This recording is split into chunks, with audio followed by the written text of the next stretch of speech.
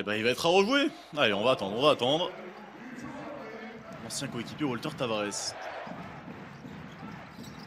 Ah, le premier alley-oop, justement, à destination de Vincent Poirier. Ce match qui commence très très fort pour le Français. Et attention, parce qu'on l'a dit dans le match aller, le premier carton avait décidé l'entièreté du match. Une nouvelle interception, la paire de balles, Elijah Bryant va pouvoir les terminer au dunk tout tranquillement. Encore une fois, un shoot manqué. Attention, monsieur Tchus Matteo, et un nouvel alley-oop, c'est le deuxième déjà dans ce match. C'est la régalade, c'est Lob City à Istanbul. Avec Vincent Poirier qui va aller faire un petit bisou au cercle. Grâce à son pivot qui avait pris 13 rebonds dans le match aller. 6 offensifs. La balle à mi-distance va inscrire les 2 premiers points du Real. Probablement un des matchs les plus excitants qu'on a eu cette saison en Euroleague. Ouais, contre illégal. Vincent Poirier qui a touché le ballon après que celui-ci. Et là, il va devoir se farcir Mario Hezonja. On lui souhaite bon courage. Bruno Fernando trouve à l'intérieur. Il a fait sauter encore une fois Vincent Poirier. C'est très bien joué. Malheureusement, Zan Moussa ne parvient pas à terminer. Elijah Bryant, lui aussi, il en a de l'espace, Bryant.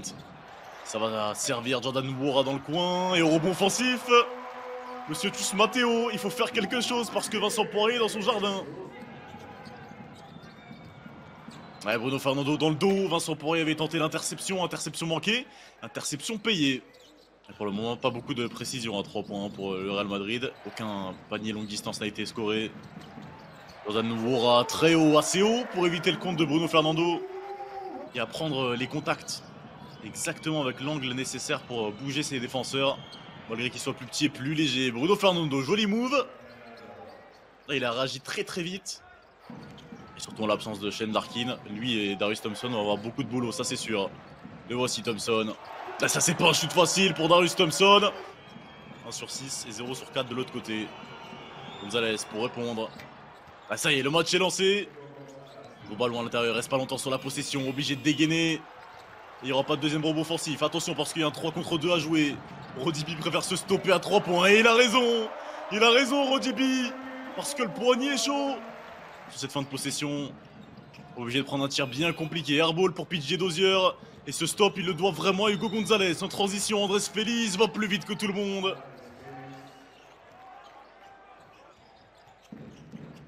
Rodibi.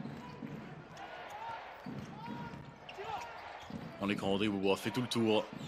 Il est resservi, mais toujours aussi bien défendu. Le bon move et le step back de Rodibi à 3 points. Ça, c'est solide. Depuis le début de ce match, ne le lâchez pas d'une botte. 2 records sur un tir, bien joué. Sergio Llull en sortie de 2 écrans. Arrive à se servir et ce système-là, il a montré dans les écoles de basket, montré à tous les coachs. Sur Darius Thompson, on va garder les 2 yeux rivés sur Dennis Smith Jr. Et Elijah Bryant n'en a rien à faire, il est là pour gâcher la fête. Ouais, il est vraiment... C'est vraiment un expert pour faire ça, Elijah Bryant. Hein. Pour tenir la faute. Andrés Félix, le alley-oop pour Walter Tavares. Trop facile. Et le Real n'était qu'à 5 petites unités, voire moins à la fin de cette possession avec Andrés Félix qui se lève et qui met dedans. Le Real est de retour à 2 points. On se rappelle du premier match en Euroleague de Lonnie Walker avec ce 0 point, une adresse catastrophique.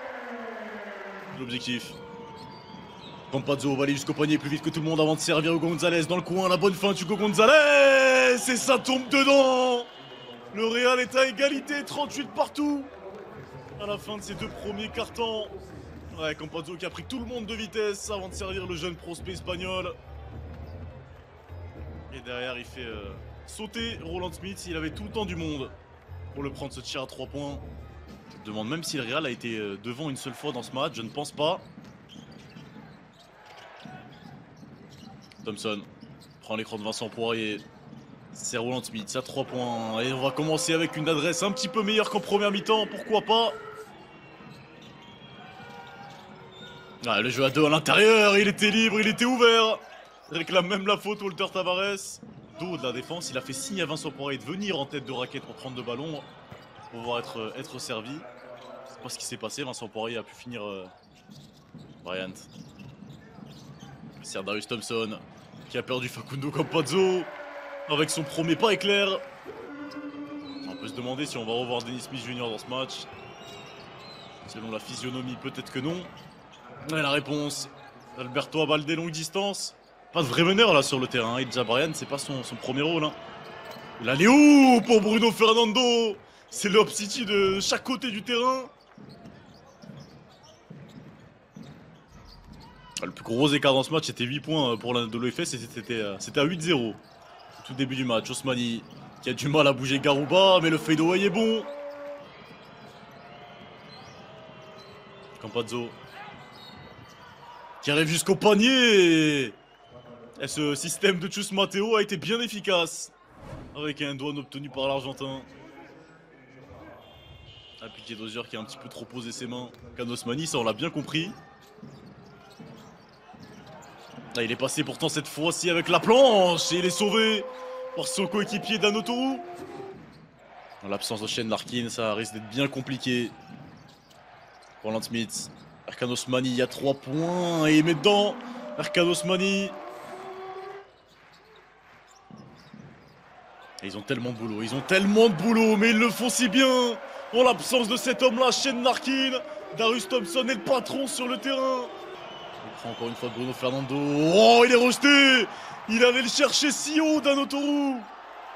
Et le ballon qui va être gagné finalement. Sergio Llull a tenté de balancer la balle pour gagner la touche. Joli move, Elijah Bryant. And one. Obtenu par Elijah. Regardez d'abord le contre. Dans un premier temps, Dan Oturu, c'était peut-être un petit peu sur la phase descendante. Donc on va profiter de ce move. Elijah Bryant. Et vous avez vu, il y a un genre de mini in and out avec sa main gauche. Andrés Félix est toujours préféré. On ne tente pas le pari Dennis Smith. Oh, le 3 points, il a eu de la chance. Mario Hezonja ou le toucher du shooter. Un des deux, je ne sais pas. Piqué Dozier. Oh, qu'est-ce qu'il vient de nous faire? Il a tout arraché. C'est le poster de l'année. Piqué Dozier est monté sur Walter Tavares.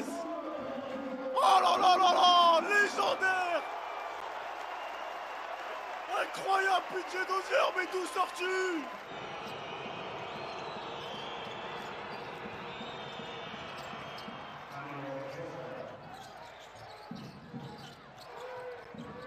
Dozier, avec Erkan Osmani, il y a 3 points, il peut faire mal celui-ci. Et au rebond offensif, c'est Vincent Poirier qui s'impose. Et qui lui aussi va sortir les muscles, Vincent Poirier. Avant de se servir, on va trouver le pivot finalement. Et Hezonja, il y retourne, Super Mario. On entre dans les 3 dernières minutes de ce match. Il est sifflé qui accompagne toutes les possessions du Real. Hezonja, Super Mario. Il est venu pour sauver la princesse, Mario Hezonja. Et décidément, tous les matchs entre l'Anadolu et le Real Madrid s'annoncent légendaires. Piqué Dozier va l'attaquer le panier avant de servir encore une fois Vincent Poirier. Il est sur les cieux d'Istanbul, sur le toit, sur le sommet, où vous voulez. Pour donner 6 points d'avance à son équipe. C'est chose faite, 79 à 73 en faveur. On va donc en rester là.